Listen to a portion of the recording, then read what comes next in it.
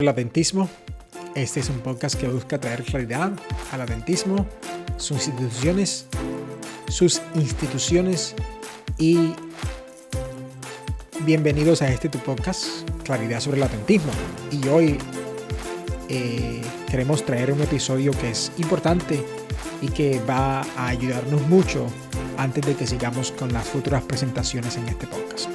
Y vamos a hablar hoy de Ellen White y de 8 principios fundamentales para la interpretación de Ellen White y su rol en la iglesia.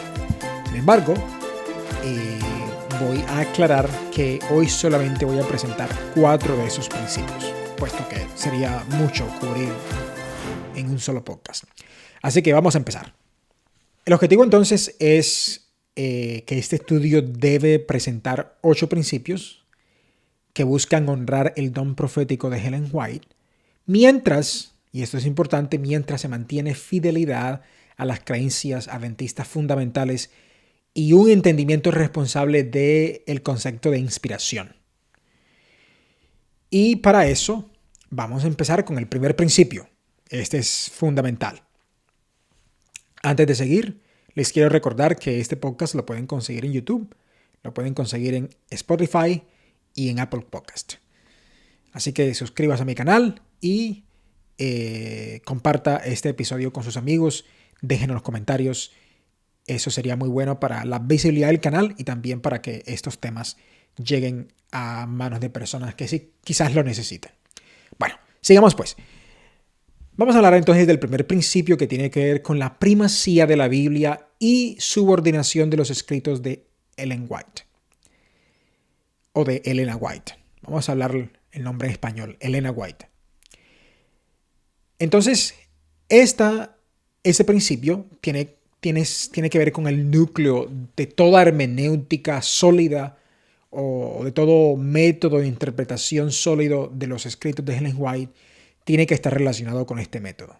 Y es que, ¿cierto? La Biblia tiene que ser la autoridad suprema y definitiva en asuntos de fe y de doctrina.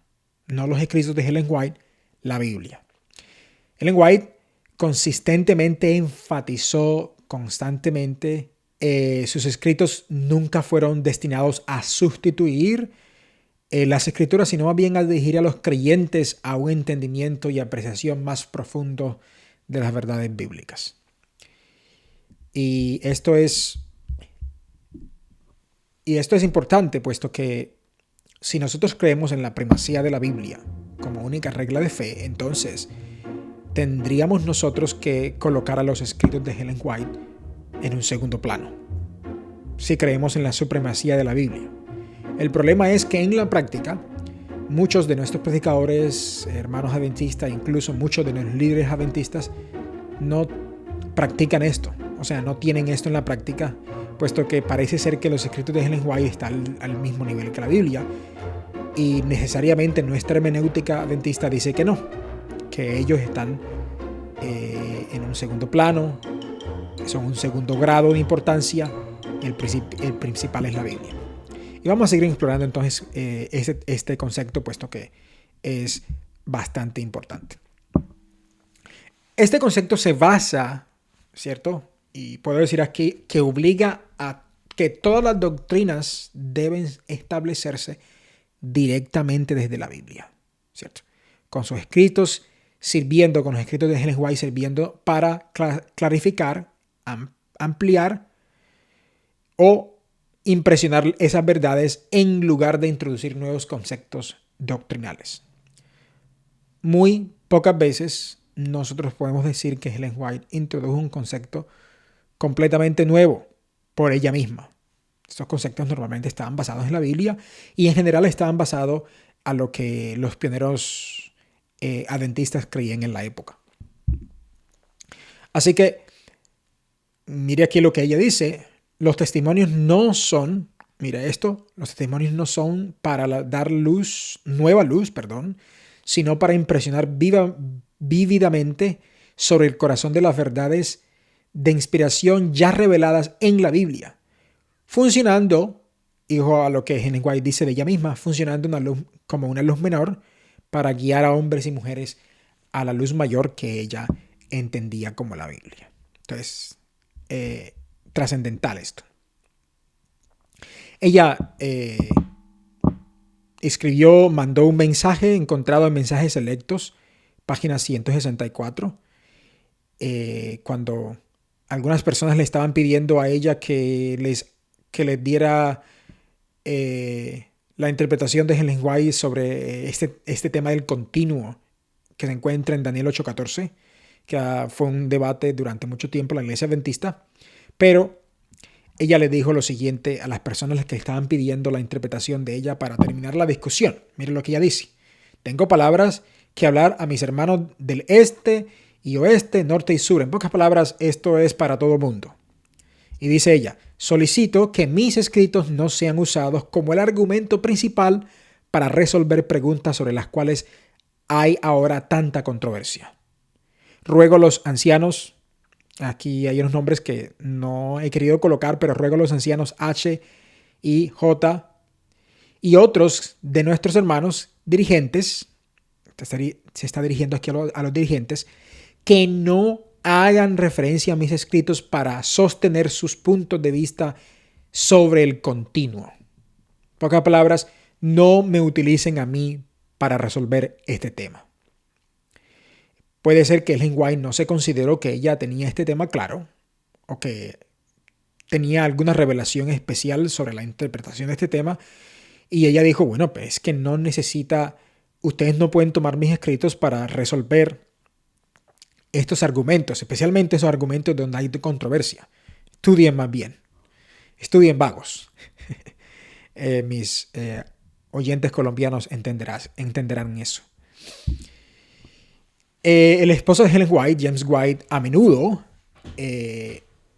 afirmó exactamente lo mismo, apuntando a la gente a la Biblia, ¿cierto? Él dijo, la Biblia debería estar al frente y el ojo de la iglesia debería estar puesto sobre ella, como la regla por la cual caminar y la fuente de sabiduría de la cual aprender el deber en todas las buenas obras. Entonces, para James White, que a menudo tuvo que defender a Ellen White, pero que al menudo tuvo que también aclarar cuál era el rol de su esposa en la iglesia, él dijo esto acerca del el don de Ellen White.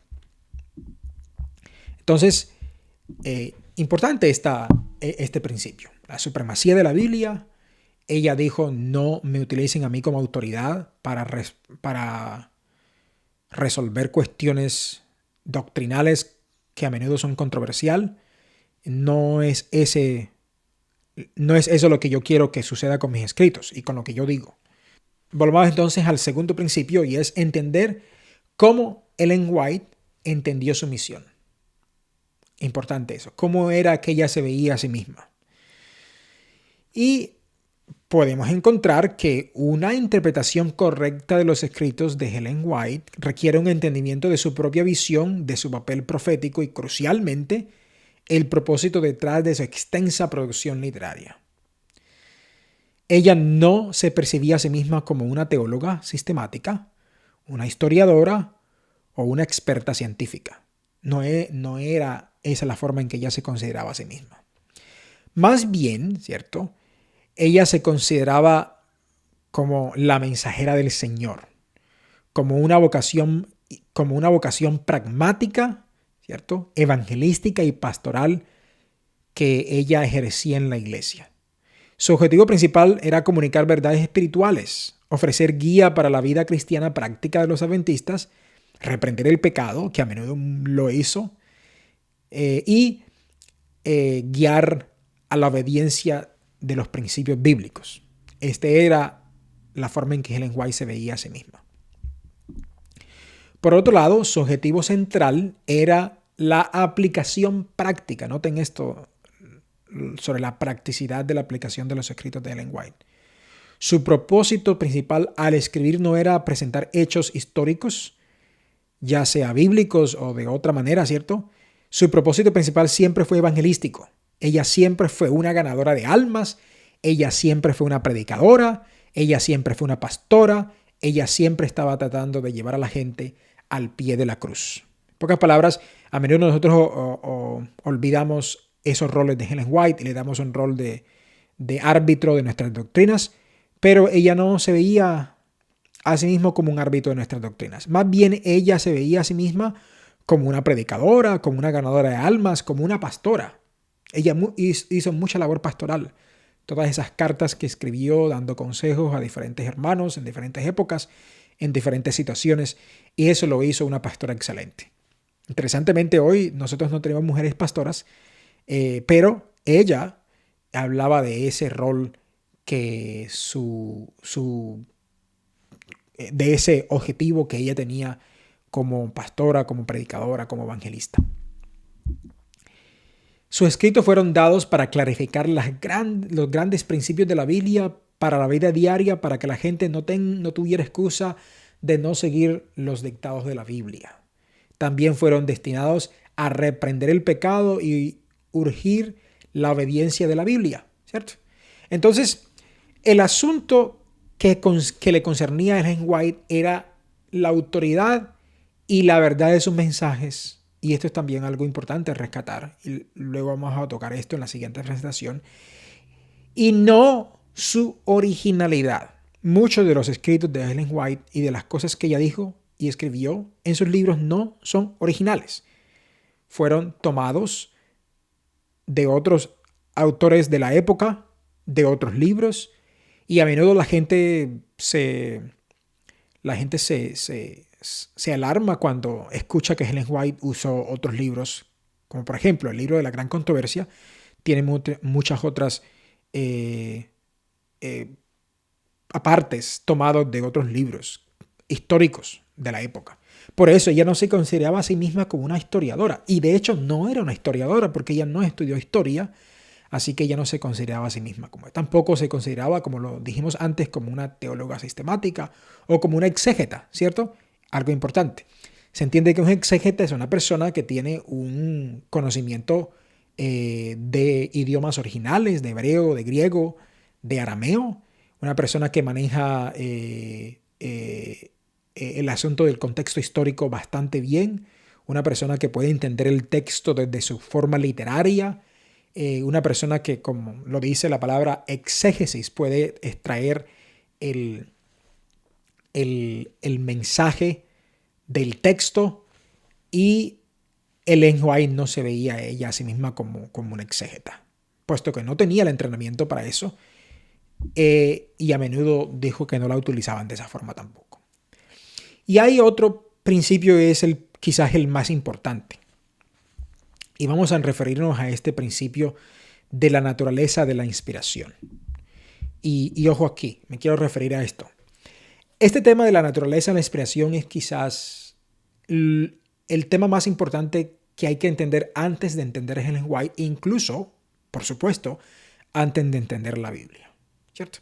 Nosotros creemos en la inspiración de pensamiento y no la inspiración verbal. Y vamos a hablar de eso enseguida, porque hay diferencias muy importantes. Entonces, vamos entonces a mirar qué es lo que nosotros creemos. El entendimiento adventista de la inspiración de Ellen White está basado en también lo que nosotros creemos en la Biblia, ¿cierto? Es el modelo de inspiración de pensamiento o inspiración dinámica que nosotros hablamos. Y eso opuesto a la inspiración verbal o palabra por palabra que nosotros no creemos. Esto significa, ¿cierto?, que Dios impresionó las ideas, los conceptos y pensamientos en la mente del autor bíblico, permitiéndole articular estas comunicaciones divinas en su propio lenguaje, en su estilo literario, en expresiones personales, a veces recurriendo al vocabulario existente o con visiones literarias del tiempo del autor. ¿Qué es lo que esto significa? Esto significa que el autor bíblico a menudo no, todo el tiempo estaba intentando entender y de pasar ese mensaje divino a un lenguaje humano que las personas pudieran entender, que los oyentes pudieran entender, que los que leyeran los escritos pudieran entender. Pablo hizo lo mismo y todos los autores bíblicos hicieron lo mismo. Por eso encontramos que muchos libros de la Biblia pues tienen diferentes tonos, diferentes formas de hablar, diferentes usos del idioma, en este caso de griego y hebreo. Y por supuesto, por eso hay diferentes tipos de literatura también en la Biblia. Hay literatura apocalíptica, hay literatura sapiencial, o sea, salmos y proverbios, por ejemplo. Hay literatura histórica, los libros históricos, y hay literatura legal, ¿cierto? El Pentateuco. Entonces, todas estas literaturas son diferentes una de la otra y tienen diferentes tonos, y eso tiene que ver con el tipo de persona que estaba escribiendo también esa literatura bíblica. Entonces, en el caso de Ellen White, ella se puede entender con base casi al mismo principio. Entonces, no son las palabras de la Biblia, ¿cierto? Ella misma decía, esto lo encuentra en manuscritos, en Mensajes Selectos, tomo 1, página 24. Esto lo escribió en 1886, mientras ella estaba en Europa. Dice, no son las palabras de la Biblia las inspiradas, sino los hombres son los que fueron inspirados. Ella misma entendía eso así. La inspiración no obra en las palabras del hombre ni en sus expresiones, sino en el hombre mismo, que está imbuido con pensamiento bajo la influencia del Espíritu Santo. Pero las palabras reciben la impresión de la mente individual. La mente divina es difundida. La mente y voluntad divina se combinan con la mente y voluntad humana. De este modo, las declaraciones del hombre son la palabra de Dios. Entonces, en pocas palabras, mire lo que Ellen White está explicando. No es las palabras las que son inspiradas. O sea, no es que Dios dictó la Biblia, sino, obviamente, la mente del autor, ¿cierto? Aquí es que trabaja el Espíritu Santo para permitir que el autor pudiese comprender, y entonces después el autor pudiese utilizar sus propias expresiones, su propio vocabulario para escribir el mensaje bíblico. Lo mismo con Ellen White. Entonces, importante eso. La Biblia está escrita por hombres inspirados, decía ella, ¿cierto? Pero no es la forma del pensamiento y la expresión de Dios, ¿cierto? Ojo a esto. La Biblia está escrita por los hombres inspirados, pero no es la forma del pensamiento y la expresión de Dios. Es la forma de la humanidad. Dios no está representado como escritor. Dios no es el escritor. Con frecuencia los hombres dicen que cierta expresión no parece de Dios. Nota esto bien interesante. Pero Dios no se ha puesto a sí mismo a prueba en la Biblia por medio de palabras de lógica, de retórica. Los escritores de la Biblia eran los escritores de Dios, no su pluma. Y eso creo que nos puede ayudar a nosotros a entender este tema. Puesto que voy a utilizar un ejemplo que ella está haciendo referencia aquí. El ejemplo de el pintor, el pincel y la pintura. Pintor, pincel y pintura. En el modelo de inspiración verbal, ¿cierto? En ese modelo de inspiración verbal, los hombres son el pincel, Dios es el pintor, ¿cierto? Dios es el pintor, el hombre el pincel y la pintura es sencillamente el resultado. Nosotros no creemos eso así. Porque en este modelo el hombre es bien pasivo, ¿cierto? El hombre, el autor bíblico es pasivo, sencillamente es un instrumento utilizado por Dios. El único lugar donde podemos decir que algo así sucedió es en los 10 mandamientos, donde dice que Dios escribió los mandamientos con su dedo en las tablas de piedra. Pero el resto de la Biblia, ¿cierto? Que es el 99.9% de la Biblia, los hombres fueron los que escribieron, ¿cierto? Utilizando sus expresiones, sus contextos históricos y sus todo el contexto humano. Y dice, por supuesto, Ellen White que los escritores de la Biblia eran los escribientes de Dios, no su pluma, ¿cierto? No podemos utilizar entonces ese ejemplo. Eso es lo que ella entiende por inspiración de pensamiento, ¿cierto? Y no inspiración verbal. No hay tal cosa como inspiración verbal. El problema es que cuando Ellen White muere, antes de que muriera y después de que ella muere, el de facto entendimiento adventista de la Biblia, no necesariamente de todos, pero sí de muchos adventistas, siguió siendo ese modelo de inspiración verbal. Pero ese modelo de inspiración verbal fue rechazado por Ellen White. Entonces, sigamos aquí con el siguiente principio. Bueno, antes de seguir el siguiente principio, yo creo que hay una pregunta que resolver entonces. ¿Es la Biblia infalible?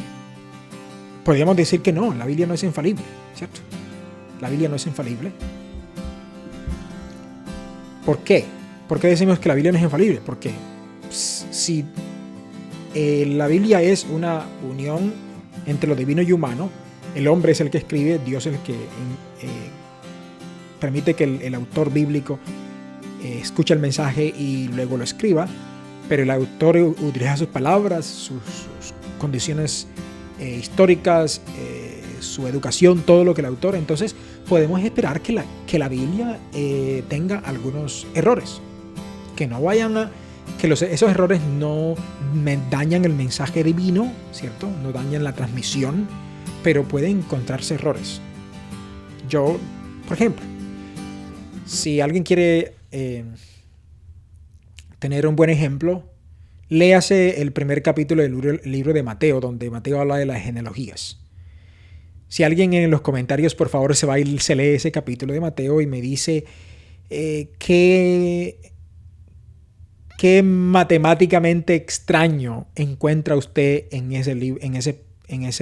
esa genealogía de Mateo. Tip: léase el libro, léase el título y mire cuántas genealogías Mateo dice que son, y de luego vaya y cuéntela a usted a ver si son las mismas. Hay allí un error y por favor, quien me lo pueda describir en los mensajes sería una forma de una tarea que podría ayudar a entender ese tema. Entonces, si la Biblia no es infalible, ¿cierto? Puede tener equivocaciones que no dañan su mensaje y que no dañan el objetivo principal de la Biblia ni su mensaje. Entonces, la pregunta ¿es Ellen White infalible?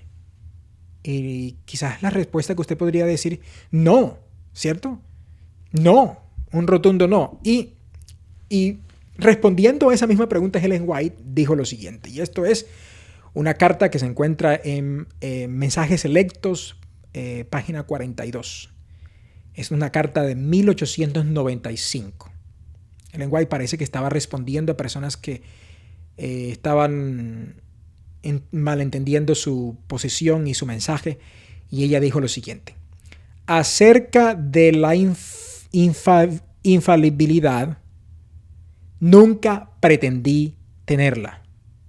Solo Dios es infalible. Su palabra es verdad y en él no hay cambio ni sombra de variación. Importante, note que Ellen White no está diciendo, note que ella está diciendo, yo no soy infalible. O sea que me puedo equivocar. Pero tampoco ella dice que la Biblia es infalible.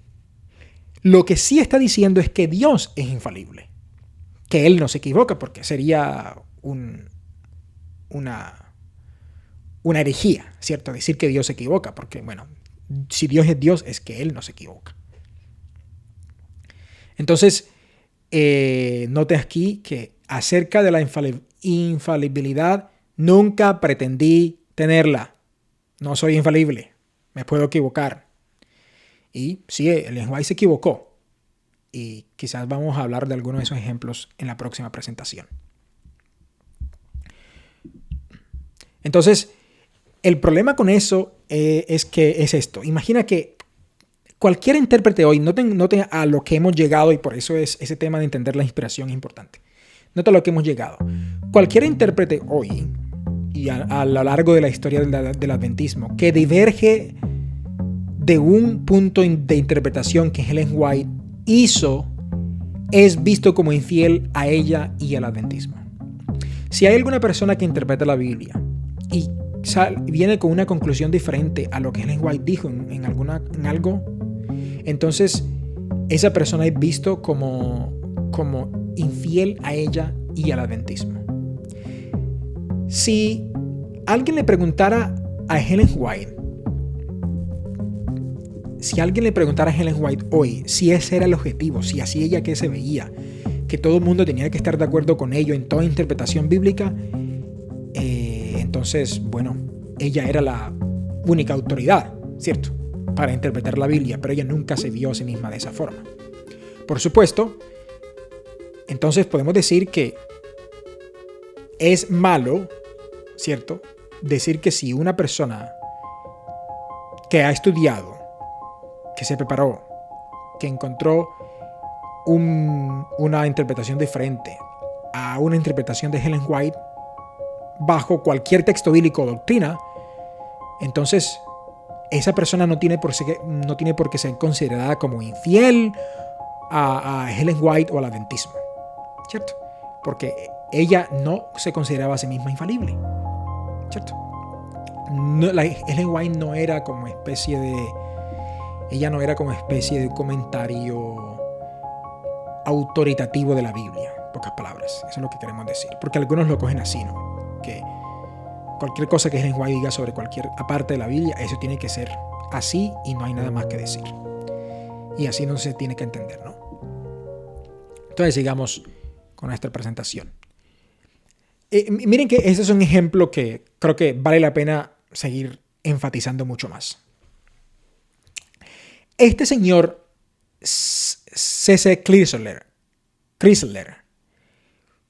fue un secretario editorial de Ellen White en los últimos años de Ellen White. Él estuvo trabajando para la oficina de Ellen White por un tiempo.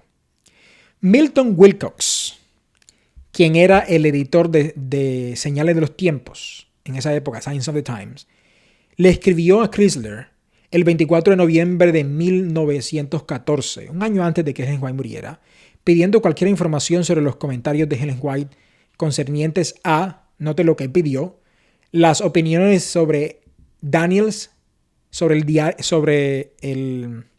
disculpa, aquí no es el diario, esta es una traducción en inglés que no está correcta, sobre el continuo. Las opiniones de Daniels sobre el continuo, porque esta persona no estaba de acuerdo con Daniels, y entonces la forma en que él quería resolver el tema era encontrar lo que Ellen White había dicho sobre esa interpretación. La segunda cosa que le pidió fue lo que Ellen White hubiera dicho sobre el tiempo para el comienzo del tiempo del fin, este tema, ¿no? El tiempo del fin. También le pidió la conexión entre el sonido de la séptima trompeta y el cierre de la aprobación, que le mandara lo que ella hubiera dicho sobre el tema, y también sobre la interpretación de Ellen White de Apocalipsis 10. Miren lo que Chrysler le respondió. Este es un señor que trabajaba con Ellen White, cuando todavía ella estaba viva un año antes de que ella muriera, ya estaba obviamente bien anciana. Mire qué le respondió. Lo damos por sentado en la oficina, o sea, en la oficina de aquí, de los que trabajamos con Ellen White, que la hermana White ha sido guiada por el Señor en su falta de hacer cualquier intento serio de tratar con la escritura profética de manera exegética. Ojo a esto. Ella ha sido guiada por el Señor en su falta de hacer cualquier intento serio de tratar con la escritura profética de manera exegética. Ella ha extraído lecciones de toda la escritura de cualquier naturaleza, pero estas lecciones han sido de naturaleza práctica, tal como sería extraída de la escritura por cualquier buen predicador que sabe cómo llegar al corazón humano. Para usar términos teológicos, Ella es una homilista más que una exégeta. Esta es una carta que Chris le escribió a Wilcox el 14 de diciembre de 1914. O sea, Wilcox le mandó la carta el 24 de noviembre y él le responde el 14 de diciembre de ese año, diciéndole esto. Para usar términos teológicos, ella es una homilista más no una exégeta. Y era que Cleary se le entendía que Ellen White no podía ser exégeta porque no tenía las capacidades de ser una exégeta. O no decíamos esa palabra, no tenía las capacidades, sino tenía el entrenamiento. Ella no conocía el griego, ni el hebreo, ni nada por el estilo. Ella sencillamente no tenía esa educación. Y así era como, dice él, dice aquí, en esta oficina, o sea que no solamente él creía de esa forma, sino todos los que trabajan ahí, porque de hecho esa oficina tenía varias personas, incluyendo al hijo de Ellen White, que luego vamos a mirar una cita sobre él. Miremos otro ejemplo, y este tiene que ver con William White. Haskell, quien era creo que el último trabajo que él tuvo fue presidente de la conferencia de Nueva Inglaterra, Estados Unidos. Haskell le pidió algo similar a William White, al hijo de Ellen White, o Willie White, como se le decía popularmente. Ese era el sobrenombre que todo el mundo le hablaba a él, Willie White. Haskell le mandó una carta y en esa carta le pedía lo siguiente a William White, que le mandara a él todo lo que Ellen White había hablado sobre el continuo. Este mismo tema de Daniel 8. Y mire lo que William White le respondió. Creo, hermano Haskell, que existe la posibilidad de que dañemos la obra de mi madre al atribuirle más de lo que ella misma le atribuye, más de lo que mi padre jamás le atribuyó, más de lo que los ancianos J.N. Andrews, Joseph Waggoner o Uriah Smith jamás le atribuyeron. No veo coherencia en que nosotros afirmemos una inspiración verbal cuando mi madre no hace tal afirmación. Y ciertamente creo que cometemos un gran error si dejamos de lado la investigación histórica e intentamos resolver cuestiones históricas utilizando los libros de mi madre como una autoridad cuando ella misma no desea que se usen de esa manera. Ella misma desea que no sean usados de esa forma, o sea, como autoridad para resolver temas doctrinales y temas que tienen que ver con exégesis bíblica. Le digo a él, no podemos estar haciendo de mi mamá y diciendo sobre ella cosas que ella nunca pensó de sí misma. No solamente ella, sino mi papá tampoco pensó eso de ella, esto de ella. Ni Andrews, ni Waggoner, ni nadie pensó que ella tenía esa autoridad de definir nuestras doctrinas, en pocas palabras. Entonces, qué importante es esto para nosotros comprender este tema de inspiración de Ellen White. Entonces, este tiene que ver entonces con el tema de inspiración, ¿cierto? Vamos a seguir con el cuarto principio y el último que vamos a mirar en este episodio, y es cuando se hayan interpretado los escritos de Ellen White hay que darle interpretación contextual, tiempo, lugar y circunstancia de lo que se dijo.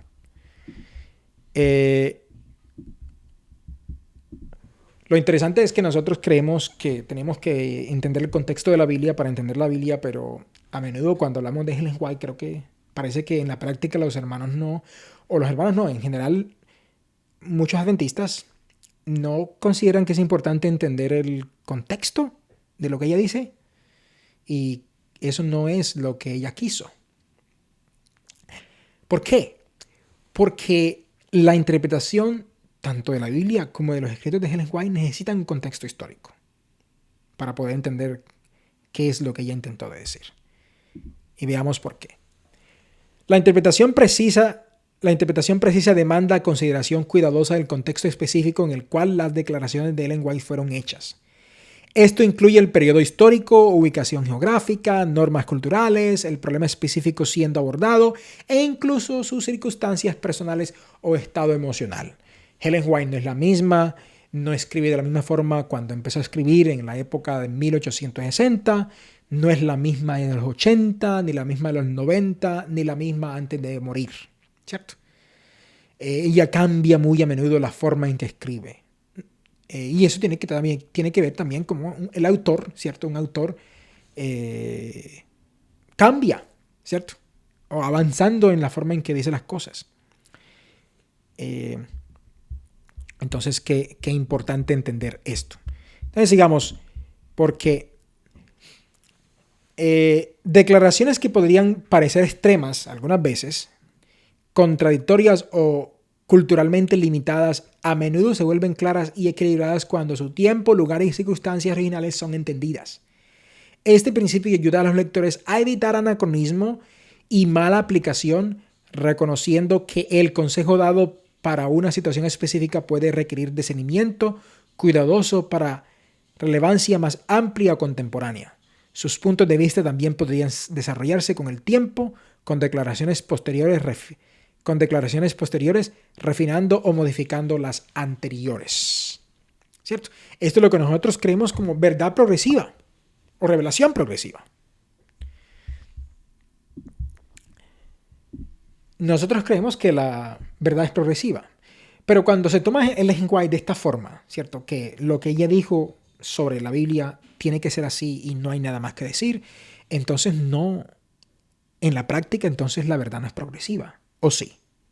Si nosotros creemos que lo que ella dijo es así y nada más que decir, ni nada más que estudiar, entonces la verdad no es progresiva, la verdad es estática. Y el problema es que nuestras doctrinas y nuestra interpretación bíblica no... La idea es que no fueran estáticas, pero parece ser que en algunos momentos de nuestra historia hemos tomado esa posición de que las doctrinas son estáticas. En pocas palabras, lo que se dijo ya se dijo y pare de contar. No es así. Y Ellen White no se vería de esa forma. Es más, sobre eso hay una cita que quiero mostrarles. Arthur White, este es el hijo de William White, de Willie White, nieto de Ellen White. Mire lo que él dijo. Este es en 1969, este es un libro que él escribió. Dice, Arthur White señaló que un asunto importante cuando escribió que muchos han errado al interpretar el significado de los testimonios al tomar declaraciones aisladas o declaraciones fuera de su contexto como una base para la creencia. Algunos hacen esto aunque hay otros pasajes que si son cuidadosamente considerados mostrarían la posición tomada sobre la base de la declaración aislada como insostenible. En pocas palabras, se puede utilizar Ellen White para algo, pero también puede utilizarla para algo completamente opuesto a eso que antes se ha dicho. Y esto se hace mucho en la Iglesia Adventista. Hay hermanos que aparecen con algunos pasajes de Ellen White para decir algo, para intentar de hacer algo en la iglesia, y luego alguien viene y sale con otros mensajes de Ellen White también contradictorio. Entonces, ¿quién tiene la verdad? El problema no es quién tiene la verdad. El problema es, según Arthur White, es que se toman estas declaraciones y estos testimonios aisladas, fuera de contexto, y entonces se tergiversan, ¿cierto? Él decía, no es difícil encontrar oraciones o párrafos individuales en ya sea la Biblia o el escrito de Ellen White que pueden ser usados para apoyar las propias ideas de uno en lugar de exponer pensamientos del autor, ¿cierto? Entonces, utilizamos a Ellen White para nuestras propias agendas personales.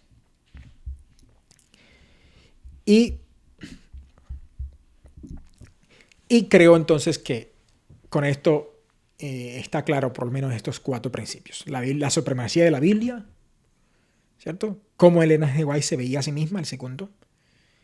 El tema de inspiración, ¿cierto? Nosotros no creemos en inspiración verbal. sino en inspiración de pensamiento. Y cuarto, considerar el contexto histórico. No se pueden tomar las cosas aisladas. Y creo que en este último hay un ejemplo que quiero darle. Y este es un ejemplo que yo fui víctima en mi juventud. Sé que muchos de ustedes se acuerdan del libro Mensajes para los Jóvenes. Gran parte de Mensajes para los Jóvenes contiene severas advertencias contra la sociedad, la frivolidad, la moda, las diversiones y los enredos románticos, que era típico de la época, ¿no? Por ejemplo, esta parte está en Mensajes para los Jóvenes, pero realmente se encuentra en Joyas de los Testimonios, tomo 3, página 165. Y mire lo que dice. Las novelas de amor y las historias frívolas y excitantes constituyen otra clase de libros que son una maldición para todo lector. ¿Puede el autor insertar una buena moraleja? ¿Puede también entremezclar en su obra sentimientos religiosos? Sin embargo, en la mayoría de los casos es Satanás que se disfraza de ángel de luz para engañar y seducir con más facilidad. En pocas palabras, Ellen White no le gustaba que los muchachos, y yo no sé a quién le estaba dirigiendo esto, puede ser que haya tenido un contexto específico que ella lo estaba pensando, y no sabemos a qué libros, a qué novelas se refería en la época. Pero esto realmente reflejan los movimientos de reforma moral del fines del siglo XX, ¿cierto? Y del fines del siglo XIX y comienzos del siglo XX. Reforma de temperancia, antiteatro, antibaile y cultura de pureza que eran normal en la época. Ellen White participó en movimientos de temperancia que buscaron poner la venta de alcohol como ilegal en Estados Unidos. Esto se logró de paso.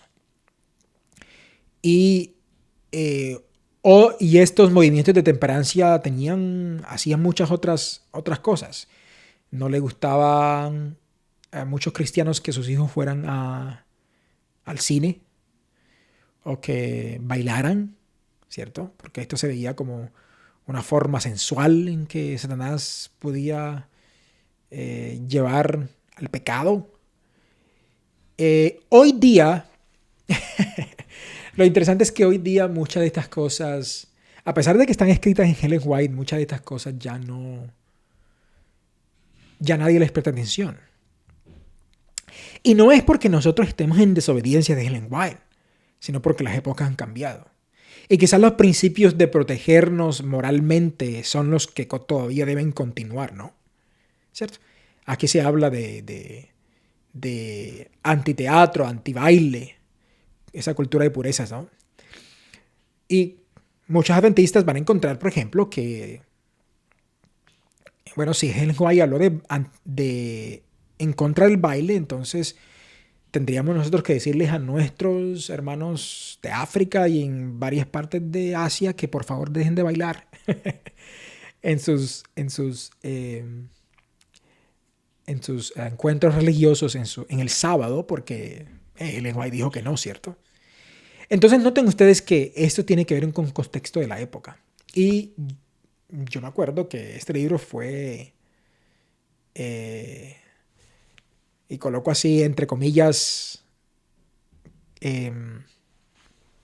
recomendado por nuestros ancianos en mi iglesia, en mi época de adolescente, para que lo leyéramos, porque teníamos que, bueno, seguir las cosas que ahí estaban. Pero al leer yo ese libro encontré muchas cosas, bueno, pero si esto parece como un mensaje de alguien hablando en el siglo XIX. ¿Esto cómo me ayuda a mí hoy? A menudo me encontraba con ese tipo de cosas. Entonces, eso es lo que Arthur White dice como tomar cosas fuera de contexto, como tomar cosas aisladas. Entonces, hasta aquí llega en nuestro episodio de hoy. La próxima vez vamos a hablar de los cuatro últimos principios. Entonces, así entonces terminamos nuestro episodio del día de hoy. Compartan el canal, suscríbase. Saben que nos pueden conseguir en YouTube, en Apple Podcast y en Spotify, como en español como Claridad sobre el Adventismo. Suscríbase, dejen sus comentarios, compártanlo para que la gente pueda encontrarnos con más facilidad. Ayúdennos para la difusión de esta plataforma. Muchas gracias y nos vemos la próxima vez.